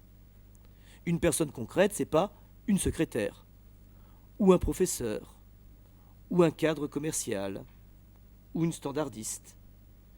Une personne concrète, en chair et en os, n'a pas seulement une fonction, politique, administrative, commerciale, ce que vous voulez. Une personne concrète a aussi une histoire. Une petite histoire, les bobos de ses enfants, ses problèmes domestiques, ses souffrances, ses maladies, ses joies, ses peines. Et puis une histoire plus grande, l'histoire de ses appartenances, l'histoire de ses origines, l'histoire de ses croyances. On peut le regretter, mais dans ce cas-là, il ne faut pas embaucher des gens, il faut embaucher des machines. Une machine peut se contenter d'avoir une fonction, et justement d'être sans histoire. C'est pour ça qu'une machine, ça ne fait pas d'histoire.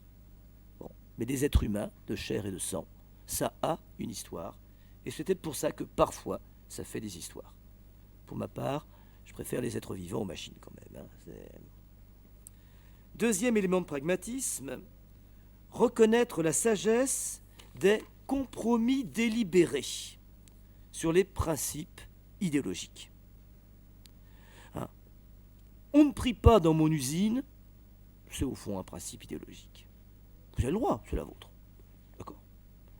Ce que j'appelle un compromis délibéré, c'est pas une acceptation passive. C'est toujours dangereux, parce qu'on ne sait pas où on va s'arrêter. Je dis rien, je ferme les yeux, je laisse faire. Ouais. Je ne pense pas que ce soit la solution la plus pragmatique. La solution pragmatique, c'est non. Je ne ferme pas les yeux, il y a une demande, il se passe quelque chose. Comment on négocie? Qu'est-ce que tu souhaites exactement? Dans quelles limites es-tu prêt à accepter certaines restrictions pour le bien de l'entreprise? Je crois que la politique du on ferme les yeux et on dit rien, au bout du compte, n'est jamais satisfaisante. Troisième piste, alors là, c'est clair, interdire clairement, et là aussi une limite pragmatique qui me semble nette, toute forme de prosélytisme et de discrimination. Il serait insupportable que dans un espace non religieux, on fasse de la propagande religieuse, comme il serait insupportable que dans un espace non religieux, on discrimine certains en raison de leur croyance ou de leur non-croyance religieuse. Je crois qu'il y a, si ligne rouge il me semble qu'elle est là. Discrimination et prosélytisme. Quatrième garde-fou pragmatique, préférer ce qui apaise les tensions à ce qui risque de les exacerber. Parfois, au nom de certains principes, pas de ça chez moi, on risque simplement d'exacerber les tensions et de porter atteinte à la qualité même du travail collectif. Il me semble qu'un peu de sagesse consiste à essayer parfois de prendre sur soi pour se dire comment faire en sorte que nous puissions le plus efficacement possible travailler ensemble. Et on sait bien que dès qu'on pose ce genre de questions, eh bien, on accepte l'idée qu'il y aura des compromis. Pas seulement d'ordre religieux, d'ailleurs. Il y aura des compromis politiques, sociaux, moraux, etc. On ne va pas passer outre. Le garde-fou suivant, je suis perdu dans mes calculs, j'arrive plus à les compter. Favoriser ce qui rend possible une meilleure connaissance de l'autre. Ça, je crois que c'est absolument capital. Au-delà des fantasmes, Dieu sait que nous avons des fantasmes absolument incroyables sur les fascistes en l'Oden que sont les cathos, sur les terroristes potentiels que sont les musulmans, sur les intégristes talmudistes que sont les juifs. Bon. Au-delà des clichés et des préjugés, ce qui suppose bien évidemment de pouvoir les voir vivre conformément à certaines de leurs convictions. Quand on voit vivre et travailler des catholiques, des juifs, des musulmans, rien de tel, me semble-t-il, pour surmonter ces peurs, ces fantasmes, ces clichés, ces préjugés. Enfin, dernier garde-fou, quand il s'agit de lutter, et parfois il faut lutter non pas contre les manifestations de la foi dans un espace donné, mais contre leur emprise sur cet espace. Ce n'est pas tout à fait la même chose. Qu'une conviction de foi se transforme en emprise sur un espace public au sens sociologique, c'est absolument insupportable. Mais ce n'est pas la même chose que l'emprise de certains sur un espace particulier, que la manifestation par ces mêmes certains de leur foi dans cet espace particulier. Au fond, l'idée d'emprise, c'est l'idée d'une manifestation telle qu'elle ne laisse plus de place pour d'autres croyances ou non-croyances. Puisque je vous rappelle bien évidemment que la liberté religieuse, ce n'est pas seulement la liberté d'avoir la religion que l'on veut, ça ne suffit pas du tout. C'est la liberté d'en avoir aucune, et c'est la liberté d'en changer quand on veut. Et là, je crois qu'on est aussi dans l'ordre du non négociable. Petite remarque annexe, et je terminerai là-dessus, peut-être que du coup vous m'y interrogerez, et le concordat. Tiens, quand même, dans cette histoire, je vous ai dit que ça m'amusait d'essayer d'en dire quelque chose. Est-ce que c'est une entorse scandaleuse et insidieuse à la conception laïque et républicaine de l'État? Ou est-ce que c'est une façon originale de vivre la laïcité? Vous avez compris que je ne suis pas une sorte d'idéologue et je ne suis pas alsacien non plus. Je ne sais pas si l'un explique l'autre, mais bon, je ne pense pas. Donc moi, j'ai aucun intérêt particulier à défendre le concordat. Je suis arrivé en terre concordataire en ne comprenant même pas ce que c'était. Il y a très très longtemps, je suis d'accord, au siècle dernier, mais bon. Et il m'a semblé à moi que le concordat, non pas dans ses principes juridiques, je n'en suis pas spécialiste, mais dans sa pratique effective, était bien une façon originale et généreuse, sans doute discutable, d'expérimenter la laïcité dans une région qui n'a pas, et je tiens à le préciser, qui n'a pas institué ce particularisme de façon idéologique. Les Alsaciens ne sont pas réveillés à un moment en disant « nous, on veut le concordat parce qu'on n'est pas comme les autres ». Ce n'est pas ça du tout. Mais qu'il a simplement reçu de son histoire, comme chacun d'entre nous s'est reçu de sa propre histoire. Je crois qu'après tout, on peut, sans craindre d'enfreindre de manière dramatique les principes de l'État laïque et républicain, reconnaître la singularité du concordat de manière absolument non dramatique. Petite anecdote pour terminer, elle me revient à l'esprit, j'ai lu ça ce matin dans les DNA, je le savais, je l'avais entendu dire, mais je ne sais pas où ça en était. Vous savez qu'il existe en droit concordataire un délit un peu particulier qui n'existe pas en droit national, qui est le délit de blasphème. Article 166-167 du Code de droit local. Et du coup, bien évidemment, ça sonne d'autres... Bon, ne vous inquiétez pas, jamais il a été exploité, utilisé de quelque manière que ce soit, donc il reste très, très, très formel. Et bien évidemment, la question s'est posée la semaine dernière. Elle a été posée aux représentants des grandes églises locales, des grandes autorités religieuses locales, si on pouvait quand même laisser tomber l'article 166, je crois, sur le blasphème. Et rassurez-vous, je crois qu'un signe de bonne santé laïque et républicaine, c'est qu'a priori, ça ne pose pas l'ombre d'un problème. Ni les autorités musulmanes, ni les autorités juives, ni les autorités protestantes, ni les autorités catholiques n'y ont trouvé quoi que ce soit à redire. Et bien, tant qu'on peut discuter, simplement, y compris de nos singularités, je crois qu'au bout du compte, c'est ça, la République. C'est pas d'abord l'espace idéologique d'un vivre ensemble simplement formel, c'est l'espace concret qui est structuré par des paroles toujours susceptibles d'être échangées, même quand elles sont virulentes, même quand elles sont insolentes, même quand elles sont irrévérencieuses. Je pense bien évidemment ici, parfois, à Charlie Hebdo. Et c'est ça, la République. On vit ensemble avec des paroles, et non pas les uns contre les autres avec des armes. Comme d'habitude...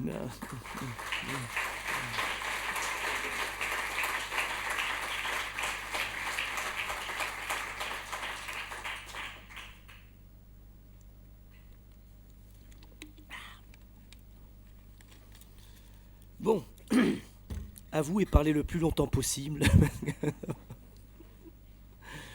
Bien. Donc la parole est à vous et comme d'habitude, mais je suis désolé, j'ai encore oublié votre prénom. Christophe. Pourtant, c'est pas compliqué comme prénom. Hein, bon. Donc c'est Christophe qui va circuler parmi vous pour que vous puissiez prendre le micro et poser des questions qui, pour une fois, peuvent durer plus d'un quart d'heure.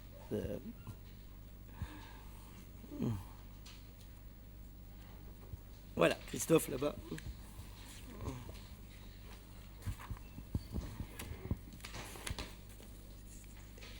Je vous remercie d'avoir clarifié les notions d'espace public et d'espace privé dans les différentes acceptions. Et personnellement, ça m'a vraiment éclairé sur là où c'était pas toujours cohérent, où on ne savait pas où se positionner.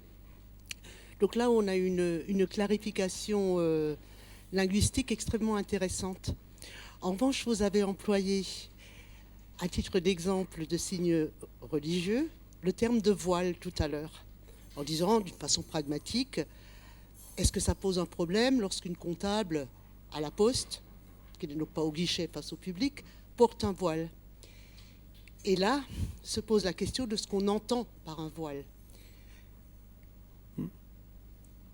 Oui. Et a été posée en France, au moment du débat sur la laïcité en 2004, cette question, en assimilant le voile à un signe religieux. Il ne me semble pas avoir beaucoup entendu de gens défendre l'idée que le voile, la question du voile n'était pas un problème religieux, mais un problème de liberté des femmes. Peut-être que c'est sur ce terrain-là qu'il faudrait placer la question du voile, plus que sur le terrain du droit à l'expression religieuse ou pas. Il y a une vraie tension sur cette question-là. Parce Oui, qu'une kippa, c'est pas la même chose qu'un voile. Oui, puis un voile intégral, c'est pas la même chose. Oui, c'est compliqué parce que là, dès qu'on pose la question en ces termes, il faut le faire, bien sûr, hein, je vous remercie de l'avoir fait. Subrepticement, on change de domaine de pensée. On n'est plus simplement sur le plan politique et juridique. On intègre le plan éthique, c'est-à-dire, si vous préférez, le plan moral. Si je prends par exemple, quelle sorte de voile, c'est que si vous avez posé, le voile classique qui libère le visage, et dans ce cas-là, mais pourquoi pas alors interdire aussi ou accorder aussi le voile intégral qui le cache totalement. Et on se rend bien compte que dès qu'on pose la question, si voile, quel voile, on n'est plus simplement dans le champ sémantique de nos concepts politiques. On aborde ici la question du visage, du rapport à l'autre, de sa manifestation dans une relation interpersonnelle et intersubjective. Qu'on le veuille ou non, on est dans un champ éthique de réflexion. Et vous savez, parmi les philosophies de l'altérité les plus belles que le XXe siècle nous ait offert, il y a celle d'Emmanuel Lévinas. Penseur juif, mais ce n'est pas du tout pour ça que je le cite ici. Emmanuel Lévinas qui nous rappelle que la rencontre avec autrui, c'est pas seulement une rencontre fonctionnelle, c'est pas seulement une manière spatiale d'être pas trop loin de lui, c'est l'exposition, toujours risquée, d'un visage à un autre visage. D'un visage où se donne un regard à un visage où se donne un regard. Emmanuel Lévinas insiste beaucoup sur la nudité du visage, qui manifestement peut gêner. Et cette nudité tient aussi, du coup, à son absolue exposition. Cette part de moi que je dois prendre le risque d'exposer dès lors que je consens au risque de la rencontre d'autrui. Alors je ne sais pas si ce que je viens de vous dire là règle le problème, ça ne règle rien du tout. Mais ça permet au moins de penser quelque chose d'essentiel. Du voile classique au voile intégral, l'enjeu n'est pas seulement de longueur. L'enjeu, me semble-t-il, est éthique. Qu'est-ce qui se dit derrière le refus de se montrer à autrui, d'exposer quelque chose de soi à lui, d'assumer devant lui une position de vulnérabilité et de fragilité. Donc là, c'est une première façon de répondre à la question que vous posez, me semble-t-il. Puis c'est vrai qu'après, de manière beaucoup plus concrète, on peut admettre que dans certaines entreprises, le port du voile puisse être absolument non requis, par exemple pour des raisons de sécurité. J'ai rencontré dans cet établissement même il y a quelques semaines une jeune fille qui était toute heureuse de me dire que elle venait d'avoir un job ou un stage, je ne sais plus, un travail je crois, dans une entreprise, Lily France, bon, voilà, donc où on a affaire à des produits chimiques, etc. Donc elle fréquente pas mal les laboratoires. Elle a fait son, comment on dit ça, quand on va être embauché, son entretien d'embauche, excusez-moi, je fatigue là, voilée, elle a pris des risques, et à sa grande surprise, elle était ravie et surprise, elle a été embauchée, et simplement à la fin de l'entretien, on dit « Oui, mais vous allez faire quoi de votre voile ?» Et elle a dit bah, « Ça pose un problème », et la réponse a été bah, « Oui, parce que vous allez fréquenter les laboratoires. Dans les laboratoires, en tout cas, c'est pas possible. » Et donc, elle m'a dit bah, alors, on a réfléchi ensemble, et ils m'ont demandé « Mais si vous mettez la Charlotte classique, ça va, si vous cachez vos cheveux dessous ?» Elle a répondu bah oui, pas de problème, une Charlotte me va très bien, c'est pas le voile pour le voile, c'est bon. Et du coup, voilà, le problème a été réglé très simplement. Et je crois que là aussi, il y a un exemple de pragmatisme ouvert qui me semble tout à fait. Et c'est vrai que parfois, bah, le voile peut poser problème pour des raisons qui ne tiennent pas à des raisons idéologiques ou morales, mais pour des raisons simplement techniques, quoi, ou de sécurité. Donc là encore, je crois que c'est toujours très important de pouvoir en discuter, de pouvoir en parler, et de ne pas rester arc-bouté sur des principes idéologiques. Avant de passer le micro, je suis ici. Je voudrais poser une question d'un des internautes. C'est rare, mais on en a une, donc profitons-en. Oui. Voilà, il voudrait savoir quelle est votre position par rapport à la polémique concernant les crèches dans les mairies, donc dans la sphère publique. Laïcité ou laïcisme, selon sa question. Et que pensez-vous du traitement médiatique que cette affaire a eu, notamment auprès des politiques ? Oui, très très bonne question, parce qu'elle renvoie à un exemple simple que tout le monde a en tête. Babylou, c'est ça hein, comment s'appelait cette crèche hein, oui, honnêtement, j'avoue... Non, comment ? Oui, je vous en prie. Oui. Ah, les crèches de Noël. Oh, j'ai pas du tout compris ça, moi. D'accord, bah vous faites bien de... Oh, bah cette question m'embête beaucoup moins déjà, quand même. D'accord. Bon, bah vous faites bien d'intervenir, je préfère celle-là. Mais c'était laquelle ? C'était bien celle-là, alors ? D'accord. Oh bon, ça va. Oui, honnêtement, il me semble que là, on n'est quand même pas loin du laïcisme, honnêtement. C'est-à-dire que bien évidemment, c'est bon. Est-ce que c'est seulement un signe religieux ? On est aussi dans une histoire, on est dans une tradition. Bien évidemment, ça gêne pas trop qu'elle soit dans l'espace public au sens de l'espace visible, qu'il y ait des sapins de Noël, qu'il y ait bon. Et là, et c'est vrai que le problème et l'ambiguïté, je le conçois bien, c'est que c'est pas dans une rue, c'est pas sur une place publique, c'est pas dans un marché, C'est, si j'ai bonne mémoire, dans le hall d'un conseil régional, quelque chose comme ça. Ça me rappelle d'ailleurs que dans le lycée où j'enseigne, il y a 2 ans, il y avait une tradition qui était d'installer un sapin de Noël et que les syndicats sont intervenus, un syndicat en particulier est intervenu pour demander qu'il soit ôté au nom du respect des règles de la laïcité. Il n'y avait même pas de crèche, il y avait un sapin en piteux état avec quelques boules, même pas très jolies d'ailleurs. Mais enfin, bon, donc... Ouais. Et là, je suis un petit peu embêté, non pas que je ne le comprenne pas. Intellectuellement, je comprends. On est au conseil régional, on est bien dans un espace public au sens politique, et bien sûr qu'on pourrait répondre, est-ce qu'on aurait accueilli avec autant de facilité une exposition globale non chrétienne, juive ou protestante? Et la réponse est sans doute que non. Et donc c'est vrai qu'à partir du moment où on est dans un conseil régional, je comprends que ça puisse poser problème, puisqu'on est dans un espace politique, on est bien dans cet espace particulier où la question de la laïcité peut être posée.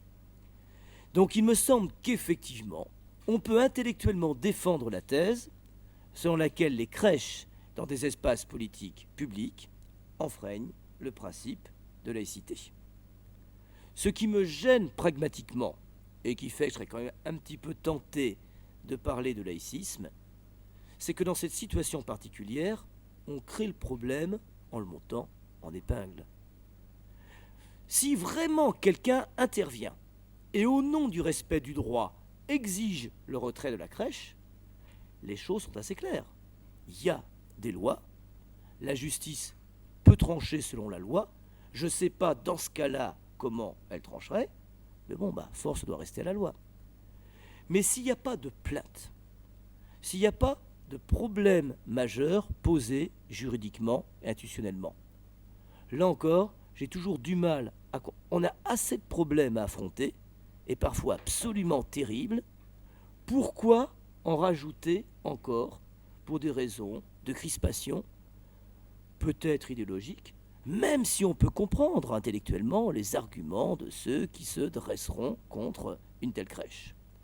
Et il me semble que dans le cadre de cette histoire, je ne crois pas qu'on avait une plainte officielle, mais simplement une sorte de désaccord opposé. Au fond, le problème est venu avec sa médiatisation.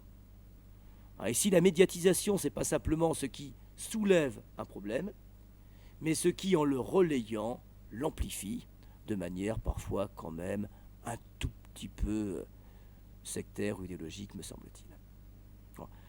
Vous m'avez demandé de me prononcer. La question disait bien qu'est-ce que j'en pense moi personnellement, et je ne prétends avoir rien fait d'autre que de dire ce que j'en pense personnellement, bien sûr.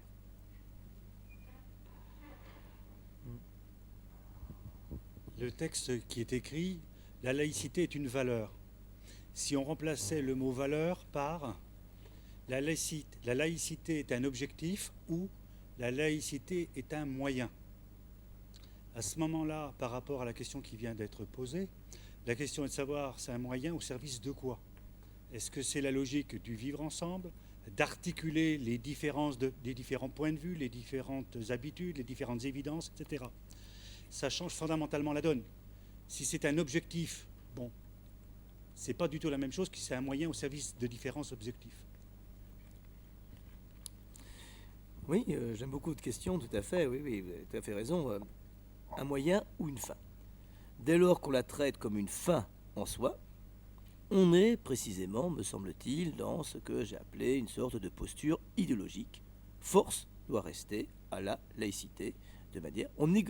Les fins, par définition, une fois qu'elles sont établies comme fins, ne sont pas négociables.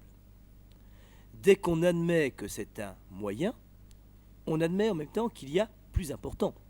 Le moyen reste subordonné à ce dont il est moyen, à la fin qu'il sert. Et donc, reconnaître que la laïcité, penser cette valeur comme étant de l'ordre des moyens et non pas de l'ordre des fins, c'est reconnaître qu'elle sert le vivre ensemble, comme vous l'avez très bien dit, Et que par conséquent, là où le vivre ensemble est assuré sans crispation, il est inutile de recourir au principe de laïcité. Pour comprendre ça, si vous voulez, je reprends l'exemple de tout à l'heure. Soit effectivement, la crèche au conseil régional pose des problèmes de vivre ensemble parce qu'elle en heurte certains. Recourir à l'idée de laïcité, aux valeurs de la laïcité, c'est dans ce cas-là un moyen possible de régler le problème et un moyen sans doute légitime. Mais imaginez, je ne connais pas si bien que ça cette histoire de la crèche, mais que cette crèche au fond ne posait pas de problème particulier, elle était là depuis des années, on en avait l'habitude, elle ne heurtait pas fondamentalement les conditions d'un vivre ensemble satisfaisant. Intervenir au nom de l'idée de laïcité pour l'interdire, c'est transformer la laïcité en objectif, en finalité. Et donc, si votre question c'était où est-ce que je la situe, clairement du côté des moyens. Clairement.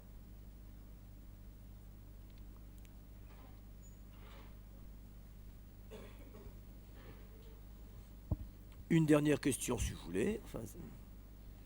Un autre élément par rapport au voile. Donc là, le vocabulaire est fondamental. Il y a, quand j'étais gamin, les grand-mères, elles avaient des fichus. On parlait de fichus, on ne parlait pas de voile. Rien que le mot fichu, déjà, on ne parle plus du tout de la même chose. Alors ensuite, le voile, là également, objectif moyen.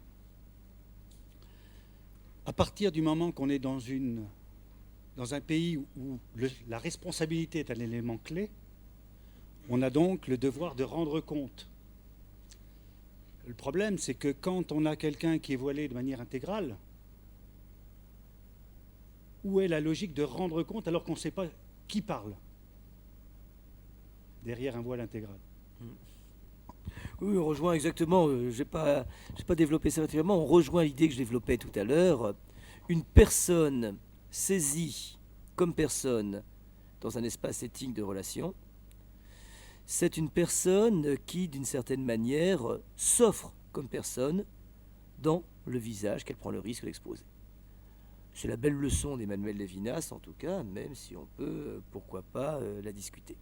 Une personne concrète, là encore, c'est pas une fonction, c'est pas un masque. Alors je sais bien que le mot persona vient d'un mot latin qui veut dire masque, le masque des gens de théâtre. Mais attention, on me le dit parfois. La personne, c'est toujours un masque. Même étymologiquement, c'est pas si juste que ça. Enfin, persona désigne le masque en tant qu'il a un orifice par où passe le son. Autrement dit, un persona en latin, ce n'est pas ce derrière quoi je me cache, ce n'est pas tant ce derrière quoi se cache l'acteur, qu'un porte-voix, et vous imaginez facilement les amphithéâtres grecs ou romains, qui n'est pas sonorisé comme cette salle, et au fond, c'était ça, ou le mégaphone, quoi. Et puis après tout, bon. Donc du coup, l'idée que, au fond, l'idée même de la personne et l'idée d'un masque derrière laquelle on se cache, parce qu'on l'a déjà fait, celui-ci, est une idée qui me semble quand même un petit peu tirée par les cheveux et s'appuyer, enfin, c'est ce que Pascal appelle des demi-habiles. Ceux qui en savent assez pour pas dire que des conneries, mais pas assez pour éviter d'en dire un peu quand même, quoi. C'est bon. Bon. Et donc, non, je crois qu'il ne faut pas se laisser prendre à ça. Hein. Et qu'effectivement, une relation éthique est éthique dans la mesure où on n'avance pas masqué. On prend le risque de s'exposer à l'autre. J'ai rien d'autre à dire ici que ce que j'ai déjà développé tout à l'heure. Oui.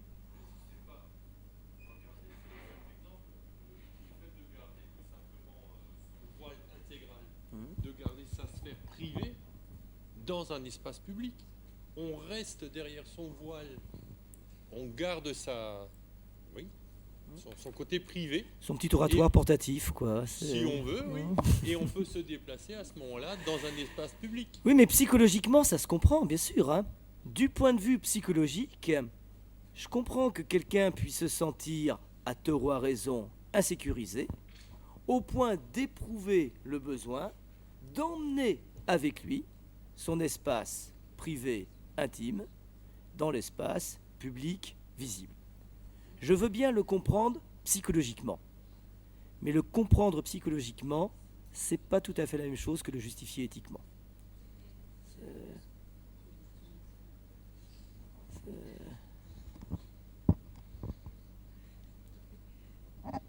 Excusez-moi, mais de se couvrir totalement, c'est une dépersonnalisation. Ça veut dire que, pour moi, la personne refuse d'intégrer le monde qui l'entoure. Oui, c'est à peu près ce que j'ai voulu dire. Oui, je peux comprendre psychologiquement qu'on éprouve le besoin, pour des raisons qui seraient très compliquées à analyser, d'emmener avec soi son espace privé dans l'espace public. Mais qu'est-ce que ça révèle sinon la peur de s'exposer au regard de l'autre différent?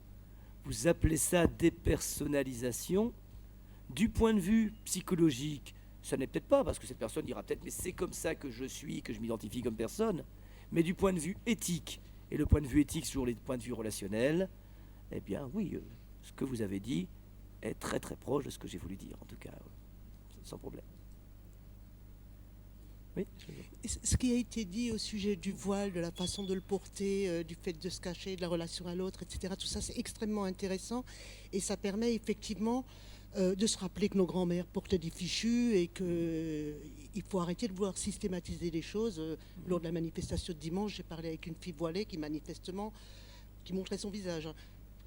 En plus, elle est surtout sur plein de photos sur Facebook là, en ce moment, et qu'elle portait un drapeau français. Et cette fille, manifestement, portait le voile volontairement. Et elle m'a d'ailleurs donné un argument que je ne vais pas redire ici, pour justifier pourquoi elle le portait. Là, on est en train de discuter de toutes les femmes qui le portent volontairement. Le sujet que je souhaitais soulever en filigrane tout à l'heure, c'était aussi placer la question du voile des femmes sur la place publique autrement que par rapport à la question de la laïcité ou de la religion, en le portant sur le terrain de l'égalité homme-femme. Là, on a aussi cette problématique-là avec le voile. Il y a aussi des femmes qui le portent pas volontairement, y compris quand elles viennent vous dire par trouille qu'elles le font volontairement. Oui, bien sûr. Ça aussi, c'est quelque chose qu'il faut prendre en compte. Et il y a quelque chose de l'ordre de la tension extrêmement importante là, dans cette loi de 2004. Ces mots-là, ils n'ont pas été prononcés. Et la difficulté, c'est que je crois qu'il faut admettre les deux. Il faut admettre que des femmes, il faut reconnaître, vrai, que certaines femmes le portent volontairement. Et parfois, quand j'entends dire « mais c'est pas vrai, elles sont toutes contraintes plus ou moins à le porter », c'est quand même un petit peu outrancier comme discours. Hein. Mais c'est pas vrai non plus qu'aucune ne le porte en y étant contrainte. Et c'est ce qui rend, bien évidemment, là encore, c'est ce qui nous oblige toujours à être très prudents, très attentifs, à faire très attention à ce qu'on dit et à ne pas se cacher trop facilement derrière des formules à l'emporte-pièce ou des représentations massives qui n'aident personne à comprendre quoi que ce soit et qui que ce soit. Eh bien écoutez, il est -2, -3. Je vous remercie beaucoup de votre attention. Et